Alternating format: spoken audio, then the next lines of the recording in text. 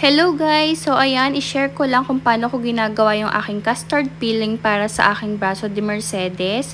Etong gagawin kong to ay pang 2 batch. So, kung isang roll lang yung gagawin nyo or dalawang half roll lang, ang kailangan nyo lang ay 10 egg yolk. So, dito kasi 2 batch yung gagawin ko na Braso de Mercedes, bali dalawang roll or 4 na half roll yung ginawa ko dito, kaya yung aking egg yolks ay 20 pieces. So, dapat pag isang roll lang, 10 pieces egg yolks lang, 3/4 na condensed milk, any brand, at 1 teaspoon vanilla lang yung ingredients mo. Since 2 batch nga yung ginawa natin na Braso de Mercedes, kaya ang aking egg yolks dyan ay 20 pieces. Tapos nag-add ako ng dalawang 3/4 can ng condensed milk at saka 2 teaspoon of vanilla extract. By the way, kapag pala pinaghiwalay mo na yung egg yolks tsaka yung egg white bago magawin tong custard, syempre hiwalay mo yung egg whites, 'di ba? So isi-set aside mo siya, make sure na malayo siya at hindi siya matatalsikan ng tubig o kaya ng oil, kasi yun po ay gagamitin natin sa paggawa ng meringue or merengue ng ating Braso de Mercedes. Yung parang pinakatinapay nung Braso de Mercedes natin.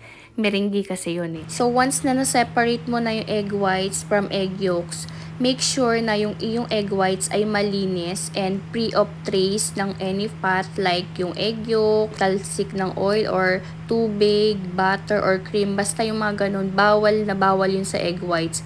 Make sure na malinis guys ang inyong egg whites, kasi kapag meron yung any trace of fat, tulad ng mga nabanggit ko, it will diminish the foaming ability of your egg whites. Ibig sabihin, kapag may mga ganong oil or ano, may tendency na bumagsak at hindi umangat yung inyong egg whites. So, kapag yung binake na yung tinapay mo or yung meringue mo sa oven, magpa-flatten lang siya. So, pangit yung kalalabasan. Okay, once combine mo na yung 3 ingredients mo at nahalo mo na siyang mabuti, it's time for cooking. So, ang fire natin dapat dyan ay low temp lang or hanggang medium lang. Huwag malakas kasi masusunog yung iyong custard at magbubuo-buo yan. Hindi na yan magiging smooth. So, kapag naisa lang mo na yung iyong custard, ayan, ganyan lang, diretso lang halo, siguro mga 6 minutes hanggang siya ay maging thick.